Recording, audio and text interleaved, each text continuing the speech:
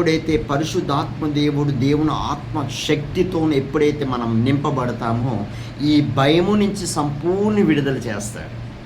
ఈ అప్పులతో ఉన్నావా, ఈ అప్పులన్నీ తీర్చగల సమర్థుడు మన దేవుడు. నీ రోగముతో ఉన్నావా, యేసయ్య ఆ కలవరిలో ఆయన గాయాల బదులు సంపూర్ణ స్వస్థత ఇచ్చాడు. నువ్వు నమ్మితే నీ వల్లనైతే నమ్మవారికి సమస్తం సాధ్యమే. ఈ రోజు నేను చెప్తున్నాను, ఏ రోగంతో నువ్వు బాధపడుతున్నావు, డాక్టర్ గారు అన్నారు ఈ రోగము, ఈ క్యాన్సర్ మరణిస్తారని డాక్టర్ గారు అన్నారు. ఈరోజు దేవుడు చెప్తున్నాడు, ఆయన గాయాల బదులు నువ్వు నమ్మితే, ఆయన గాయాల బదులు సంపూర్ణ స్వస్థత ఉంది అని నువ్వు నమ్మితే ఈరోజే ఆ క్యాన్సర్ నుంచి సంపూర్ణ స్వస్థత ఇస్తున్నాడు. ఆయన నామం యందు విశ్వాసం ఉంచిన వారికి సమస్తం సాధ్యమే. ఈరోజు నేను చెప్తున్నాను, ఆయన నామం యందు ఎప్పుడైతే విశ్వాసం ఉంచుతామో ఈ భయము నుంచి సంపూర్ణ విడుదల అవుతుంది. ఎప్పుడైతే పరిశుద్ధాత్మ దేవుడు ఎప్పుడైతే మన జీవితంలోకి వస్తాడో ఆ ఆత్మ దేవుడు ఈ భయము నుంచి సంపూర్ణ విడుదల చేస్తాడు. దేనికి భయపడక్కర్లేదు, దేవుడు నీతో తోడే ఉన్నాడు. ఆయన జీవం గల దేవుడు. ఆ జీవము నీకు నాకు అనుగ్రహించాడు. ఈరోజు నువ్వు ఏ సమస్యతో ఎవరైనా నిన్ను ఇబ్బంది పెడుతున్నారా, ఎవరైనా నీ చుట్టాలని నిన్ను వెలివేశారా, నీ తోటి వారే అంటే నీ ఇంటి వారిని నిన్ను వెలివేశారా, నువ్వు భయపడద్దు. ఎందుకంటే దేవుడు ఒక సమయం ఇస్తున్నాడు. ఆ సమయం వరకు దేవుడు మనల్ని పరీక్షించి పరిశోధించి ఒక ఉన్నతమైన స్థానంలో ఉంచుతాడు ఆయన. ఈరోజు నేను చెప్తున్నా, భయపడద్దు, దేవునికి భయపడు. దేనికి నువ్వు భయపడద్దు, దేవునికి భయపడు.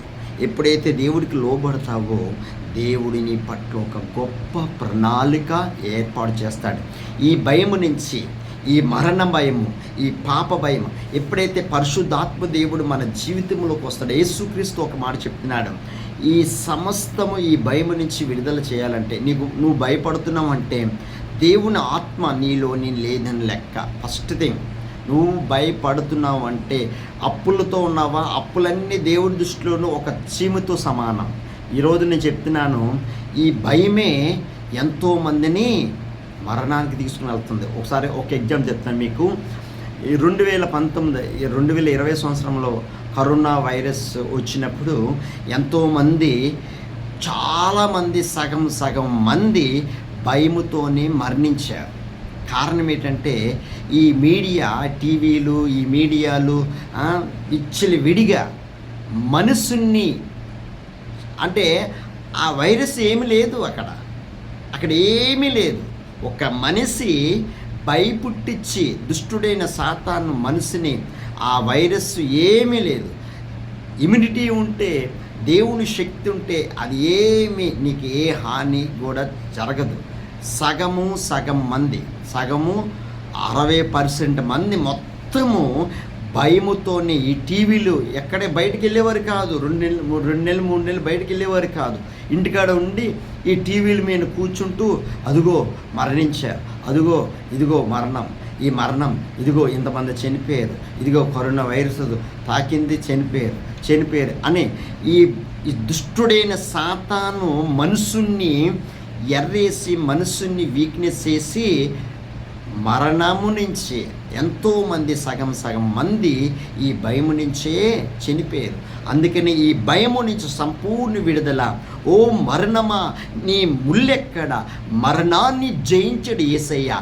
ఈ భయము నుంచి యేసుక్రీస్తు ఈ లోకానికి దిగి ఎందుకు వచ్చాడంటే ఈ భయము నుంచి నా బిడ్డల్ని విడిపించినందుకే, రక్షించినందుకే ఈ లోకానికి దిగి వచ్చాడు.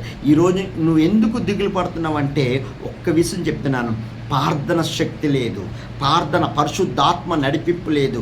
దేవుని ఆత్మ శక్తితో ఎప్పుడైతే నువ్వు నింపబడతావో ఆ రోజు నుంచి నీ దేవుడు నీ పక్షంగా ఉండి, నీళ్ళు ఉండి నీ అప్పులన్నీ తొలగించి, నీ శాపం నుంచి విడిపించి, నువ్వు బాధపడుతున్నావో ఆ బాధ నుంచి నిన్ను విడిపించి, ఆ భయము నుంచి నిన్ను విడిపించి నిత్య జీవములోకి నడిపిస్తాడు.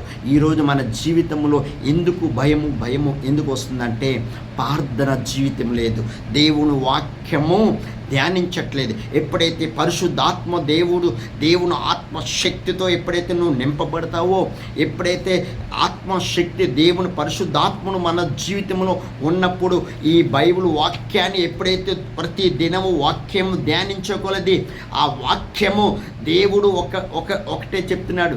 యేసు ప్రభు దగ్గరకు వచ్చి, దుష్టుడైన సాతాను, నువ్వు దేవుని కుమారుడివే కదా, ఈ రాళ్ళని రొట్లుగా తయారు చేయొచ్చు కదా అని శోధించాడు. అంటే శోధకుడు మరి యేసు ప్రభుని శోధించినప్పుడు నిన్ను నన్ను శోధించడా? యేసయ్య ఒక్కటే చెప్తున్నాడు, భయపడద్దు అన్నాడు. 366 సార్లు ఈ బైబిల్లోని ప్రతి దినము భయపడద్దు అని దేవుడు హెచ్చరిస్తున్నాడు. దేవుడు నీ పక్షంగా ఉన్నాడు.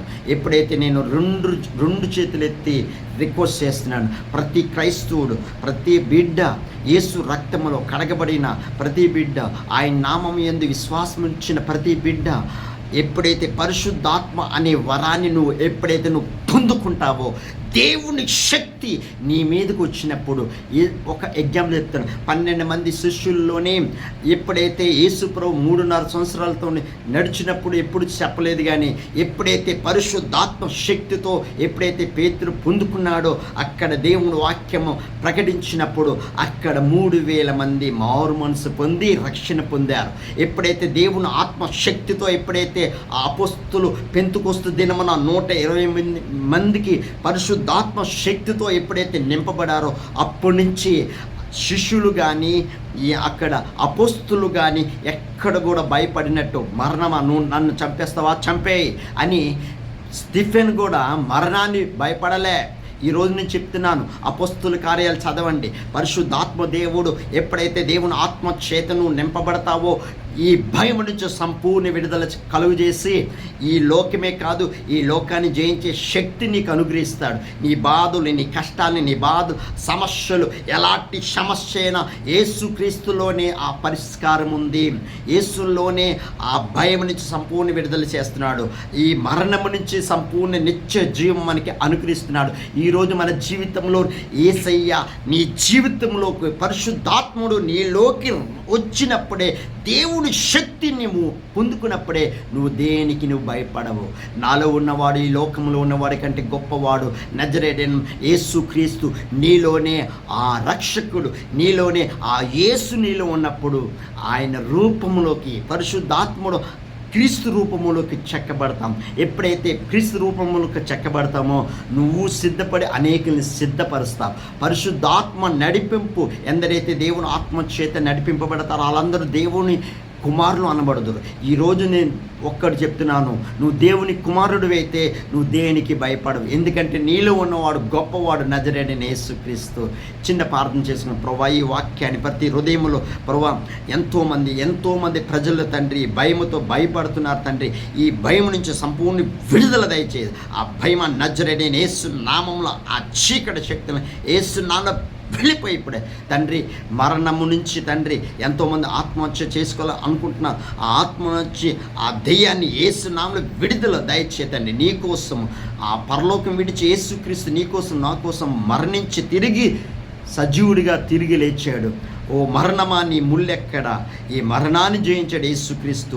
మృతుడుగా సజీవుడిగా జీవిస్తున్నాడు యుగములు. దేవునికి మహిమ కలుగును గాక. ఈ వాక్యం ప్రతి బిడ్డ హృదయంలో నూరంతలుగా ఫలించి తండ్రి యేసయ్య నీ ఆత్మతో శక్తితో నింపి ప్రభువా, నీ కృపతో నింపి కుటుంబాన్ని తండ్రి ప్రభువా, సమస్యలతో ఉన్నారు అప్పుల నుంచి విడిపించి, బాధల నుంచి విడిపించి, కష్టాల నుంచి విడిపించి, ప్రతి రోగం నుంచి నీ గాయాల వల్ల సంపూర్ణ స్వస్థత దయచేసి రక్షించి కాపాడి యేసు నామములో అడుగుచున్నాం తండ్రి, ఆమేన్. మన తండ్రి అయిన దేవుని ప్రేమ, మన ప్రభువైన యేసుక్రీస్తు కృప, పరిశుద్ధాత్మ నిన్ను సహవాసం మనకి సకల పరిశుద్ధులకి యూట్యూబ్ ద్వారా చూస్తున్న ప్రతి బిడ్డకి దేవుని కృప ఎల్లప్పుడూ తోడే ఉండునుగాక. ఆమేన్, ఆమేన్. ఈరోజు నేను వాక్యం సెలవిస్తుంది. మీకు ప్రేయర్ రిక్వెస్ట్ ఏదైనా ఉంటే స్క్రీన్ మీద ఉంది. ఆ నంబర్కి 7901373777 ఆ నంబర్కి మీరు ఫోన్ చేయొద్దు. ఎందుకంటే నేను ప్రతి ఫోన్ నంబరు నేను ఫోన్ ఎత్తను. ఎందుకంటే నేను ప్రేయర్లో ఉంటాను, ప్రార్థనలో ఉంటాను. మీరు మెసేజ్ పెట్టండి, ప్రేయర్ రిక్వెస్ట్ మెసేజ్ పెట్టండి.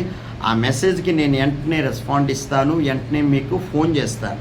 ఎందుకంటే డైరెక్ట్గా ఫోన్ చేస్తే అనేక ఫోన్స్ వస్తున్నాయి, నేను అందరి నెంబర్ని నేను ఎత్తాను. ఏదైనా ప్రేయర్ రిక్వెస్ట్ ఉంటే ఆ ప్రేయర్ రిక్వెస్ట్ ఆ మెసేజ్ వాట్సాప్ ద్వారా కానీ ఎస్ఎంఎస్ ద్వారా కానీ మెసేజ్ పెట్టండి, మీకు వెంటనే మీకు ఫోన్ చేసి నేను మీతో మాట్లాడతాను. ఈ అనుదిన తండ్రి స్వరం ఈ కార్యక్రమాన్ని ప్రతి దినము ఉంటుంది. మరి దేవుని ఆత్మచేత నేను మాట్లాడుతున్నాను, ఏదో మన సొంత తెలివితేటలతో కాదు, కానీ పరిశుద్ధాత్ముడు నాకు ఇచ్చిన ఈ భారాన్ని నేను సిద్ధపడి అనేకుల్ని సిద్ధపరచాలా. ఈ రాకడ సమయం దగ్గర పడుతుంది, మనము సిద్ధపడి ఉండాలా. దేవునికి మహిమ కలుగునుగాక. ఆమేన్, ఆమేన్, ఆమేన్.